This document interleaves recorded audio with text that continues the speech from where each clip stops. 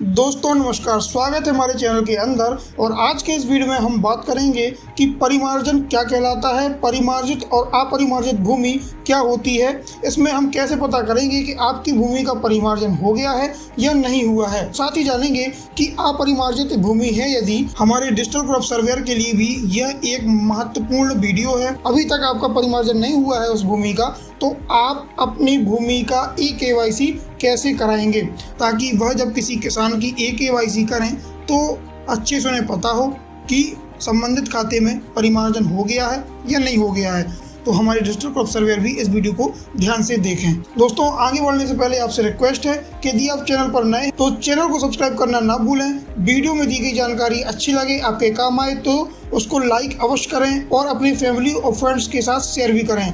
तो चलिए शुरू कर लेते हैं आज का वीडियो। दोस्तों परिमार्जित और अपरिमार्जित भूमि जानने से पहले हमें जानना होगा कि परिमार्जन होता क्या है। तो देखिए दोस्तों, यदि आपको परिमार्जन की भाषा को समझना है तो इसके लिए आपको खसरा को देखना होगा। खसरा क्या कहलाता है और खसरे की पूरी जानकारी का वीडियो मैंने अपने चैनल पर डाला हुआ है। इसकी लिंक डिस्क्रिप्शन में दे दी जाएगी, तो आप जाकर देख सकते हो। साथ ही आपको आई बटन पर भी शो हो रही होगी। तो देखिए, खसरे में दो प्रकार के खाते होते हैं दोस्तों।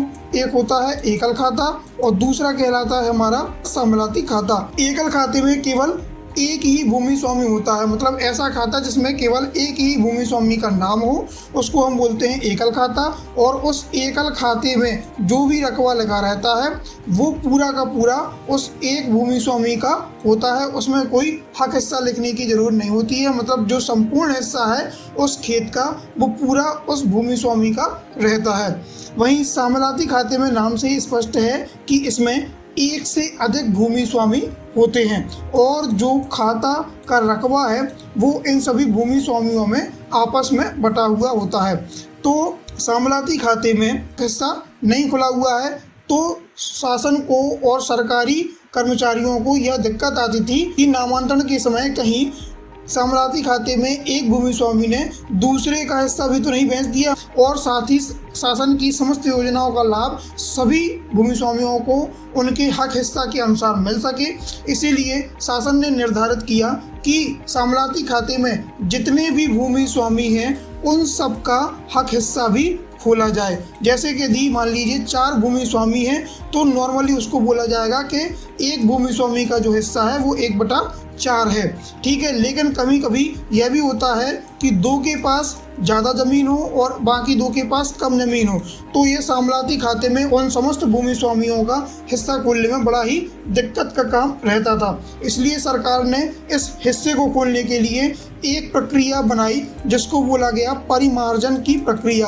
तो परिमार्जन की प्रक्रिया में शासन के द्वारा समस्त पटवारियों को निर्देश दिए गए और उन निर्देशों का पालन करते हुए आज भी यह प्रक्रिया लागू है और सभी खातों में परिमार्जन करा जा रहा है। तो परिमार्जन क्या है? कुल मिला के ऐसे सम्मिलाती खाते जिनमें एक से अधिक भूमि स्वामी हैं तो उन भूमि स्वामियों का उस खाते में कितना कितना हिस्सा है यह स्पष्ट करना कागज पर, दस्तावेजों पर, इस प्रक्रिया को बोलते हैं हम परिमार्जन की प्रक्रिया।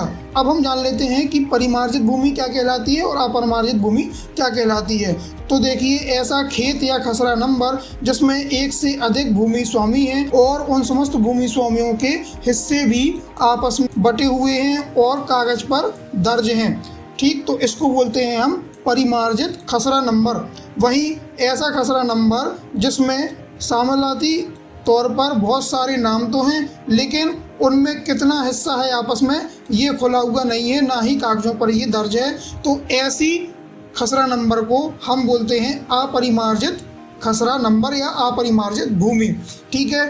अब यदि कोई खसरा नंबर है उसमें केवल एक ही नाम है तो वो भी परिमार्जित ही होगा क्योंकि उसमें जो हिस्सा है वो पूरा का पूरा संपूर्ण है। तो अब हमने जान लिया है कि परिमार्जित भूमि क्या कहलाती है, अपरिमार्जित भूमि क्या कहलाती है और परिमार्जन की प्रक्रिया के द्वारा जो हिस्से खुले हुए नहीं होते हैं उनको पटवारी जी मौके पर जाकर और समस्त जो हिस्सेदार हैं या समस्त भूमि स्वामी हैं उनको इकट्ठा करके और उनसे पता करते हैं कि भाई आपका किसी खसरा नंबर में या किसी खेत में आपका जो हिस्सा है वो कितना है।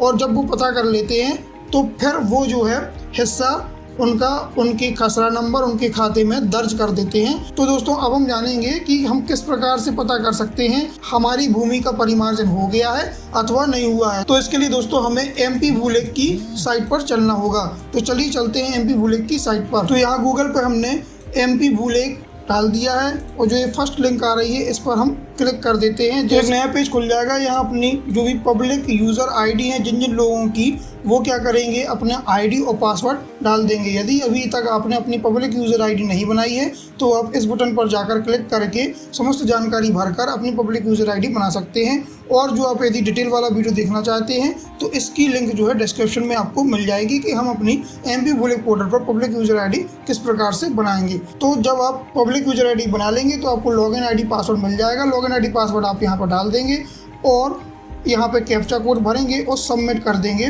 तो आपको कुछ इस तरीके से पेज खुलकर आ जाएगा। अब यहाँ पे आपको जो भूमि स्वामी आधार eKYC है इस पर क्लिक करना है। जैसे ही आप इस पर क्लिक करेंगे तो दोस्तों क्लिक करने पर एक नया पेज खुल जाएगा। वहाँ आपसे आपकी ज़मीन जिस ज़िले में है वह सिलेक्ट करना होगा, फिर आपको जिस तहसील में है वो सिलेक्ट करना होगा और जिस गांव में है वह सिलेक्ट करना होगा। जैसे ही आप सिलेक्ट करेंगे तो उसके बाद आपके पास 3 ऑप्शन रहेंगे, भूमि स्वामी, खसरा संख्या और प्लॉट संख्या। तो आपको खसरा संख्या पर टिक कर देना है। तो यहाँ थोड़ी देर में ये जो भी खसरे हैं वो सारे उस गांव के लोड हो जाएंगे और आप इस ड्रॉप डाउन लिस्ट में क्लिक करेंगे तो पूरी जितने भी खसरे नंबर हैं वो सारे शो होने लगेंगे। तो आपका जो खसरा नंबर है वो वहाँ पर जाकर आप उसको सिलेक्ट कर सकते हैं और फिर आप विवरण देखें पर क्लिक कर देंगे। क्योंकि दोस्तों आज थोड़ा MP भूलेख की साइट डाउन है इसलिए मैंने इसका स्क्रीनशॉट लेकर आपको समझाने का प्रयास किया है। तो कॉन्सेप्ट आपको समझ में आना चाहिए। तो देखो जैसे विवरण देखने पर क्लिक करेंगे तो आपका जो है पूरा खाता, मतलब कि उस खाते में जितने भी खसरा नंबर हैं वो सारे खुल जाएंगे और आपका नाम यहाँ पे शो होने लगेगा, जैसा कि इस स्क्रीन में आप देख पा रहे होंगे। ठीक है, तो यहाँ पर देखिए 3 लोगों के नाम यहाँ पे शो हो रहे हैं। फिर यहाँ पे उनके पिताजी का नाम शो हो रहा है और फिर वास्तविक हिस्सा में देखिए स्पष्ट खुला हुआ है कि इन तीनों भाइयों का जो हिस्सा है वो कितना है। तो यहाँ पे डला है 1/3 और जो स्वामित्व का प्रकार है वो भूमि स्वामी है। तो कुछ इस तरीके से हम पता कर पाएंगे। यदि वास्तविक हिस्सा में आपको देखना है, यदि वास्तविक हिस्सा में हिस्सा डला हुआ है तो आप जान सकते हैं कि हमारी भूमि का जो है परिमार्जन हो गया है, हमारी भूमि परिमार्जित भूमि है। तो अब हम जान लेते हैं कि अपरिमार्जित भूमि की पहचान कैसे करेंगे। दोस्तों ये दूसरा स्क्रीनशॉट है और इसमें देखिए जो भूमि जहां स्थित थी उसका जिला, तहसील और गांव चुनने के बाद खसरा संख्या पर क्लिक करने के बाद खसरा संख्या चुनने के बाद हमने विवरण देखने पर क्लिक किया तो इस खसरा संख्या से संबंधित जितने भी लिंक हैं खसरा वो सभी यहाँ पे शो होने लगे हैं। तो खतौनी में आपको ये प्रकार से पूरा खाता दिख जाएगा और ये पूरा खाता किन किन भूमि स्वामियों के नाम है वो भी यहाँ पे शो हो रहा है। तो ये देखिए ये भी सामलाती खाता है, जैसे वो भी एक प्रकार से सामलाती खाता था लेकिन उसमें हिस्सा खुला हुआ था 1/3, लेकिन ये भी देखिए सामलाती खाता है लेकिन जब आप यहाँ पे वास्तविक हिस्से में आएंगे तो यहाँ पे हिस्सा नहीं खुला हुआ है। तो ऐसे में ये जो खाता है ये अपरिमार्जित खाता है, इसकी जो भूमि है वो अपरिमार्जित भूमि है। यहाँ पे पटवारी जी को क्या है परिमार्जन करने शेष रह गया है। अब हम बात करते हैं कि यदि मान लीजिए किसी व्यक्ति को जिसका भूमि का परिमार्जन नहीं हुआ है और उसको अपनी eKYC करानी है तो वो कैसे कराएगा। तो दोस्तों यहाँ पे बहुत ज़्यादा ध्यान देने की आवश्यकता है कि जब तक अपरिमार्जित भूमि को परिमार्जन ना कर दिया जाए तब तक आप अपनी भूमि का eKYC ना करें। यदि आप अपनी भूमि का eKYC करना चाहते हैं तो आप सबसे पहले हल्के के पटवारी के पास जाना है और उसे बताना है कि भाई मेरी भूमि का परिमार्जन नहीं हुआ है, मेरी भूमि का परिमार्जन कर दीजिए। तब पटवारी जी क्या करेंगे, मौके पर आएंगे और जितने भी खातेदार हैं उनसे जानकारी लेंगे कि आपका हिस्सा कितना है, खाते में परिमार्जन की प्रक्रिया करेंगे और यहाँ पे जो है जो वास्तविक हिस्सा है वो खुल जाएगा। इसके बाद ही आपको अपनी भूमि का eKYC करना है। अब जानते हैं कि हमें eKYC यदि परिमार्जन हो गया है तो किस प्रकार से करना है। तो इसका डिस्क्रिप्शन में लिंक दे दूंगा, आई बटन पर भी आपको लिंक मिल जाएगा। ठीक, तो आप इस वीडियो को देख सकते हैं।